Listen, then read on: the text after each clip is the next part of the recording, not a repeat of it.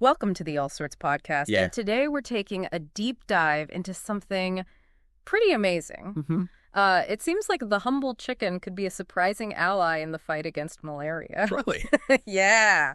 So we're going to be talking all about that today. Wow. We've got some really fascinating research from Ethiopia Okay. that suggests that the smell of chickens actually repels a major malaria-carrying mosquito. Interesting. So we've dug into a bunch of different sources for you.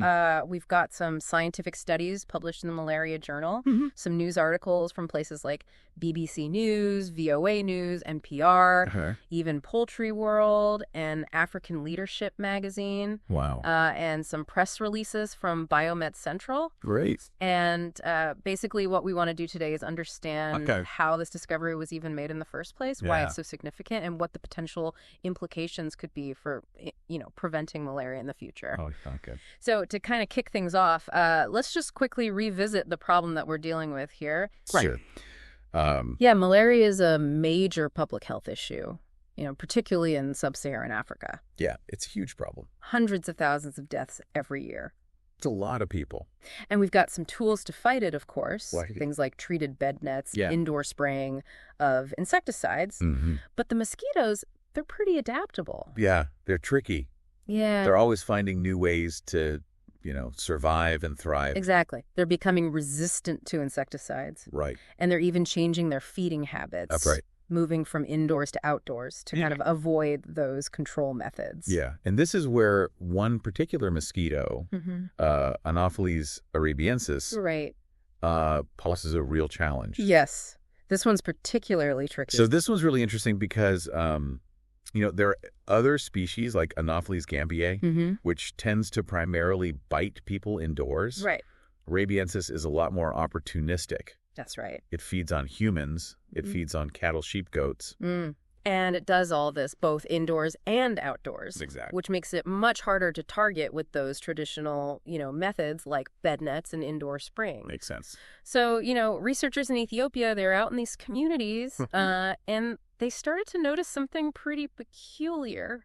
Oh, really? Even though chickens were super common, Right. like often the third most abundant species after humans and cattle, Wow. these Anopheles arabiensis mosquitoes just didn't seem interested in biting them. Interesting. So they were everywhere, but the mosquitoes were avoiding them. Yeah, it was that they just weren't on the menu. That's wild. So what did they do about that? Well, they wanted to investigate this further. Mm-hmm. So they conducted a study on host preference Okay. in 3 different Ethiopian villages. Right. And they did this by surveying the human and livestock populations. Mm-hmm. But really importantly, Okay. they actually analyzed the blood meals of captured Anopheles arabiensis mosquitoes. So they could see what they were actually feeding on. Exactly. They wanted to know what these mosquitoes were having for dinner. Got it. And the results were pretty shocking. Really? What did they find? So out of over 1,000 mosquitoes, 1,000. yeah, over 1,000 Yeah. that had recently fed, Mm-hmm. only one, just Yeah. one, That's crazy. had evidence of chicken blood. So they basically just don't like chickens. Yeah, it's like chickens were this non-host species for these mosquitoes. Huh. Fascinating. Okay, so the question is why? Yeah, why are these malaria-spreading mosquitoes steering clear of chickens? Right. There's got to be a reason. Well, we know that mosquitoes, they use their sense of smell to find their next meal. Mm-hmm. But it turns out they also use it to avoid things that aren't food or could even be dangerous. Okay, like a defense mechanism. Exactly. So the researchers decided to delve into the smells coming from chickens. So they were looking for something specific in the chicken's odor. Yeah, they wanted to see if there was something about the way chickens smell that was repelling the mosquitoes. Makes sense. Yeah. How did they do that, though? So what they did is they collected these volatile compounds. Think of them as like the tiny particles that make up a smell. Okay. They basically collected these compounds from the feathers of chickens Right. and also from other livestock that were in the area. Got it. So they were comparing the smells. Exactly. They were trying to figure out if there was something unique about the chicken smell. Interesting. And then how do you even figure out what smells the mosquitoes are reacting to? Well, this is where it gets really cool.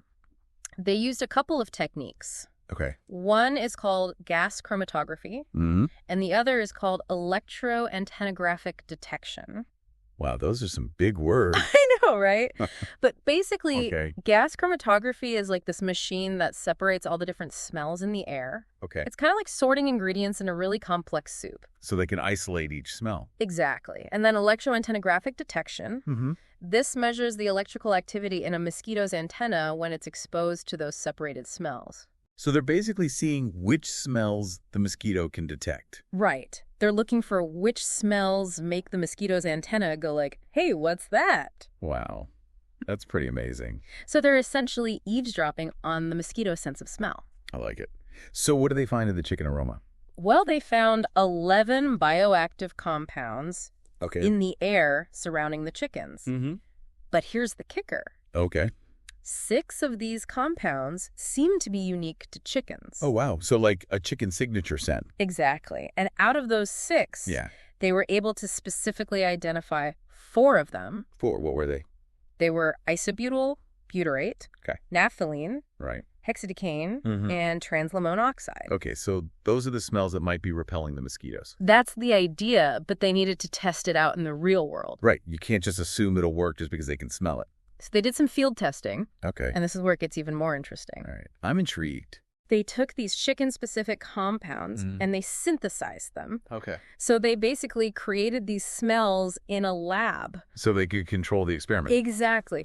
And then they tested them out in houses. In actual houses? Yeah, like real houses where people were sleeping. Wow. The volunteers were sleeping under untreated bed nets. Okay. And they used these CDC light traps, but without the light, to catch any mosquitoes that came into the houses. Got it. So some of the traps had the synthetic chicken compounds, and others were just like a control group with no smell. So they could compare. Exactly. And here's the best part. Okay. In some of the houses, they even put a live caged chicken. A live chicken? Yep. Just to see what would happen. Wow. This is pretty wild. And the results were pretty impressive. Okay, tell me everything. So in some of the tests with these synthetic chicken smells, they saw a huge reduction in the number of Anopheles arabiensis caught in the traps. Like how much of a reduction are we talking? Like 90 to 95% fewer mosquitoes. Wow, that's huge. Yeah, it's a big difference. So the chicken smells were definitely working. And get this. Okay.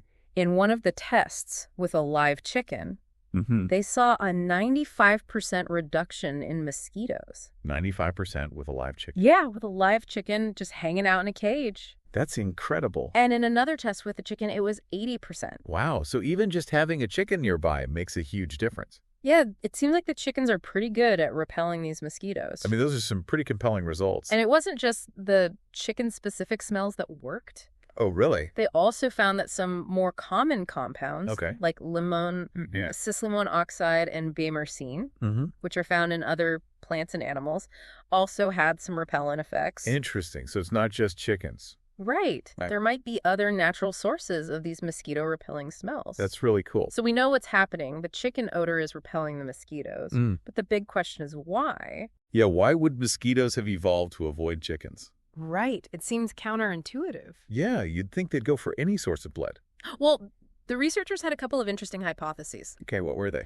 So one idea is that chickens actually eat mosquitoes. Oh, like they prey on them. Yeah, so for a mosquito, being able to smell a chicken could be like a warning sign. Right, like danger, stay away. Exactly. Yeah. It's like a built-in survival mechanism. That makes a lot of sense. And the other idea is that chicken blood might not be as nutritious for mosquitoes as the blood of other animals, like cattle. Okay, so they might not get as much out of it. Exactly. So over time, mosquitoes that avoided chickens might have been more likely to survive and reproduce. So it's natural selection thing. Yeah, survival of the fittest. Interesting.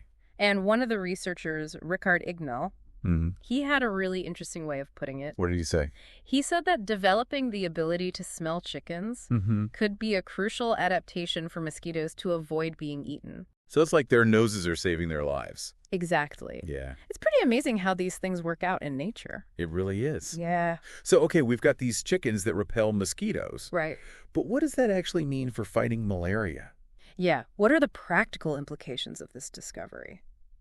Well, it's potentially a huge deal because we're facing this growing problem of insecticide resistance. Right. Mosquitoes are becoming immune to the things we're using to kill them. It's a problem. So we need new strategies.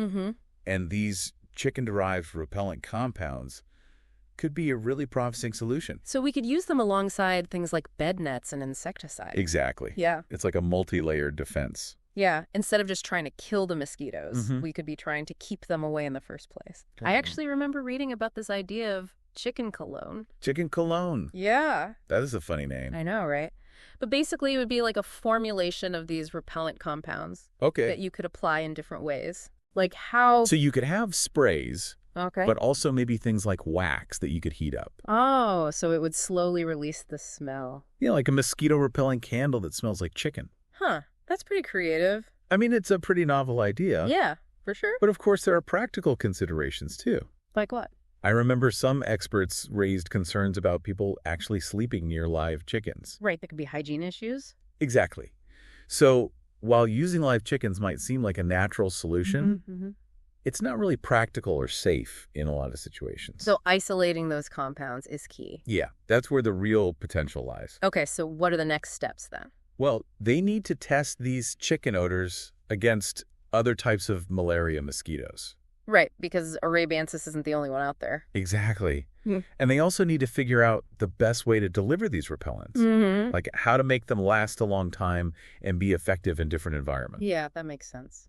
And thankfully, they're actually trying to get funding for more research. Oh, that's good to hear. Yeah, so hopefully we'll see more progress in this area. Yeah, I'm really curious to see what they find out. Me too. Yeah. It's amazing to think that something as ordinary as a chicken could help fight malaria. Right. Who would have thought?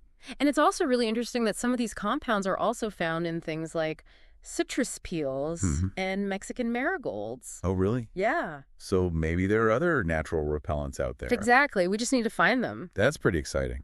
So for you, our listener, this research from Ethiopia is a great example of how understanding the natural world can lead to innovative solutions For sure. for global health challenges. Yeah, it shows that we need to keep exploring all sorts of possibilities. Exactly. And if this deep dive into the world of mosquitoes and chickens has piqued your curiosity, we invite you to explore even more fascinating discoveries on the All Sorts Podcast YouTube channel. So go ahead and subscribe to join us on this journey of knowledge. Awesome. And while you're at it, share this episode with anyone who might appreciate a good dose of wonder. Yeah, spread the word. And for even more deep dives into all sorts of topics, you can check out our archives. Oh, cool. We've got a ton of great episodes waiting for you. I'll have to check them out. You definitely should. And you can also join our community and continue the conversation Okay. on X, Instagram, and Threads. Great. So come find us. We love hearing from you. Yeah, it's always fun to connect with listeners. Absolutely. So thank you for joining us today on the All Sorts Podcast. It's been a pleasure. Now here's a final thought to leave you with. Okay. Given how adaptable mosquitoes are, what other surprising natural defenses might be out there just waiting to be discovered? Right. There could be so much more out there. Yeah, and how might these findings inspire us to look for unexpected solutions in the natural world around us? It's a good question to ponder. It is. Thanks again for listening.